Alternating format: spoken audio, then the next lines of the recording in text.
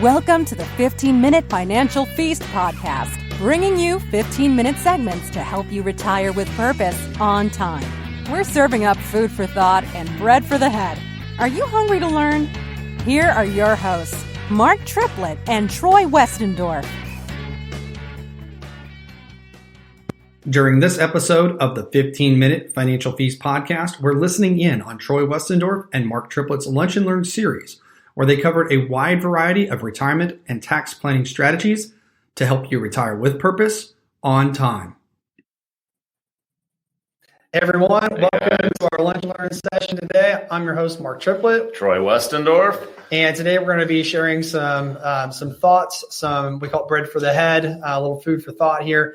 And today we're going to be talking about things that you can do in 2021 to get both financially and physically fit. So we'll share 3 habits that will build your financial muscles going into 2021, as well as 3 habits that can positively impact your health. And Troy and I will share some of the things, the strategies that we're using to do both for us and our family. So let's get started. Yeah, so we always talk about it. What good is it to be financially fit if you're not physically fit in retirement?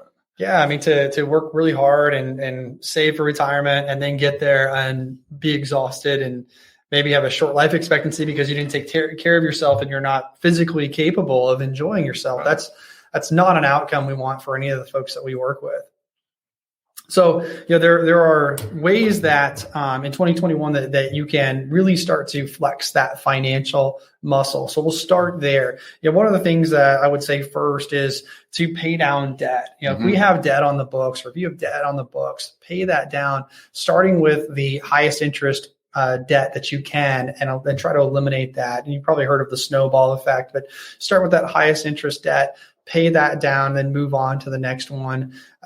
If you think about it this way, if you have money that's on a credit card, for example, and you're carrying a balance forward, and maybe it's a small amount, $2,000, $5,000, something like that on a credit card, right. Okay?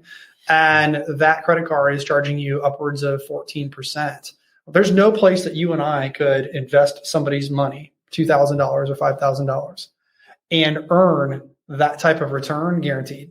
Right. But you can eliminate that interest payment by just paying that debt off. And we've seen too often folks that have cash sitting in savings, earning nothing in many cases, but very little if it's in a CD or savings account, for example. Maybe it's less than 1%.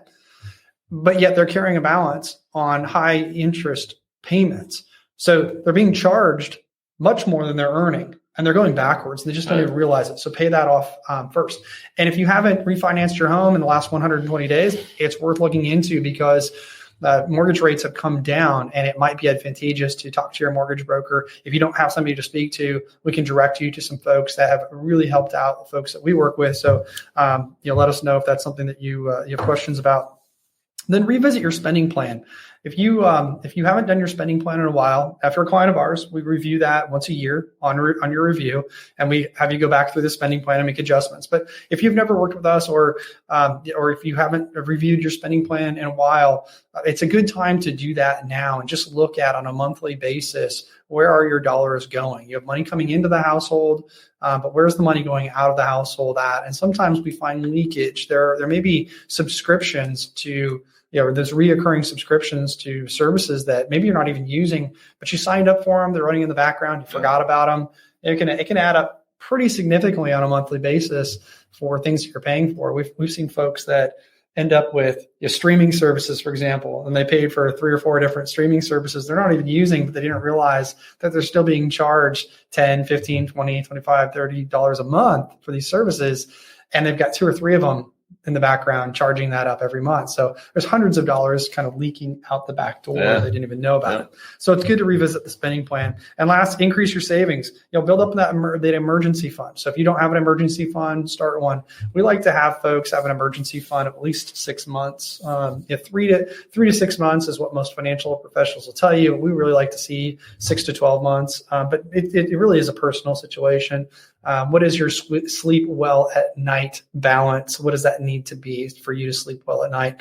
And make sure you replenish that if you've spent some of that down. And then definitely contribute to your retirement accounts.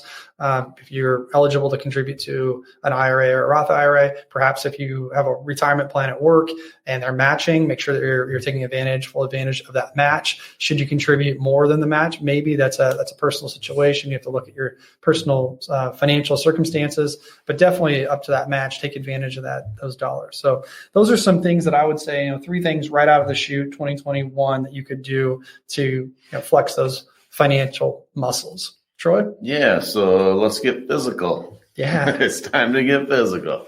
So a lot of people don't know, they may know, but I was a strength and conditioning coach. So I actually got my certificate for strength and conditioning. Brenda does a lot of the fitness at the gym as well, as far as aerobic style training. And so the question always comes up, well, do I do aerobic style training? Do I do strength and conditioning? Obviously, a good mixture is good.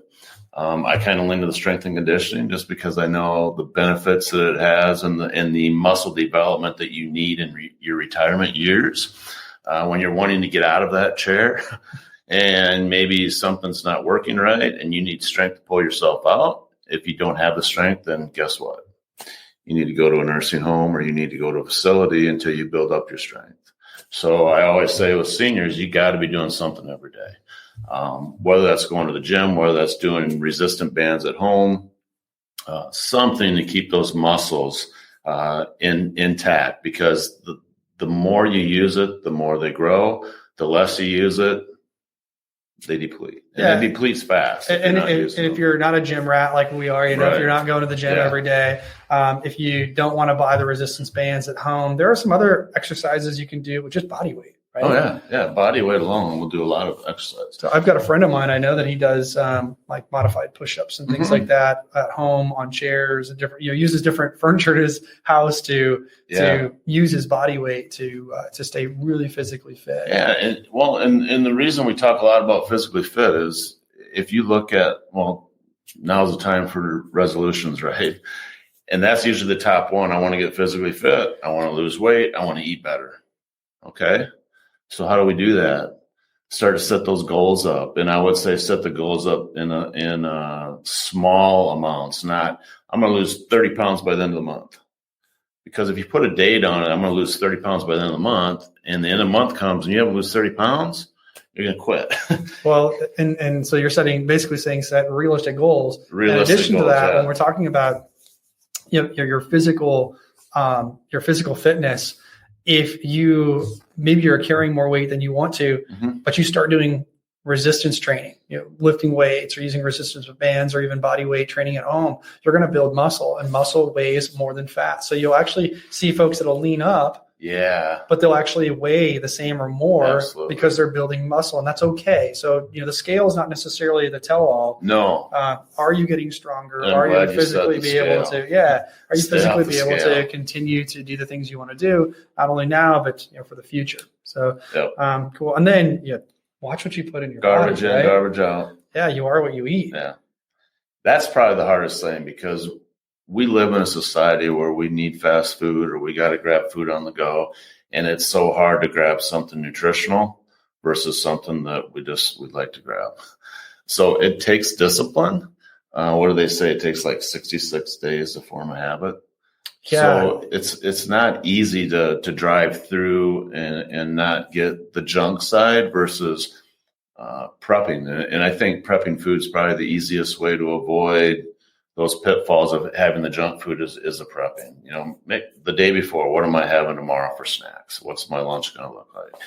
And it does take some discipline, and it's not as easy, but it gets you those results quicker than what you're going to do trying to do this on a fly by the seat of your pants type thing. Yeah. Just to plan ahead. And that goes to retirement planning, anything. I mean, have a plan in place.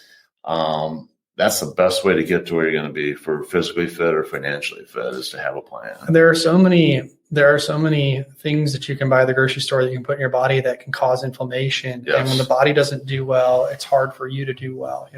Some people don't do well because they just don't feel well. I don't feel good. And a lot of it has to do with just what they're putting in their body, rather than having the processed foods that come in a box, eating more of the foods that come from the produce aisle or lean meats and things like that. It can be, if you start learning to read labels, and you'll see items that have a lot of contents in them that you can't pronounce. It's probably a good thing to put down. But you can really change the way you feel just by what you're putting in your body and being mindful of that, and then drinking enough water too, right? Staying hydrated. Yep. And the last thing is just getting enough rest. Yeah. I mean, so many of us are burning both candles, or burning the candle at both ends, right. Particularly with the holidays just getting over. It's been a mad dash. I remember you have family at your house for a couple weeks. Yeah. So and so you just have a lot of activity going on. But right now is a good time to set that routine of maybe going to bed a little bit earlier and giving yourself the adequate rest that you need. I got a friend of mine in Colorado. The guy even takes naps in the afternoon. Little power naps, not long. But it's and it's not how long you're in bed, it's how long you're in REM, rapid eye movement sleep. So the quality of sleep is just as important as and probably more important than how long you're lying there. So those are things though that you can really do to improve your physical fitness in the next few months. And it does take time to build those routines. It does take time. And like I said, start small. Even if it's going to the gym or going for a walk or doing something for 10 minutes, 15 minutes. I always tell the senior clients that, they don't want to go to the gym. It's like, just go for a half hour. Even if it's for a walk, if it's going on a few weight machines, you don't have to like push your body to extremes. Just go on some of the weight machines that are easy to maneuver. It doesn't take, certain muscles. It's just all there. Do some light weights and just do some big repetitions and start building that muscle strength. It's going to do wonders for their body through the retirement years. Yeah. And all of these things we're talking about, whether it's, financially fit or physically fit, being financially fit will help improve your mood because you'll feel more confident. And when you're more confident, you'll be a happier person. When you are physically fit, you feel better. Your immune system's better. You're able to ward off diseases and other illnesses that might impact other people who are not feeling so good. So both emotionally and physically, it's really important to stay healthy and just do things now that the holidays are over to really get yourself on track to feeling better. If you have questions about any of the financially fit tips that we shared or any of the physically fit tips that we shared, let us know. We'll be happy to have those conversations with you because we do want you to have an opportunity to retire with purpose on time. And we believe every dollar has a purpose and every dollar has a timeline. But without really kind of putting a plan in place on how your dollars are going to be used and what they're going to be used for, and how are you going to be physically positioned, physically capable of enjoying that retirement time. Those are all important things to be hashing out now and making a plan so you can achieve that vision for your future. So until next time, everybody go out and retire with purpose and on time. And our next topic, we're going to talk about asset location, aligning your assets with taxation of certain account types. So how can we potentially reduce taxes by applying this concept of asset location? We're excited to share that with you next time. Take care. Take care, guys.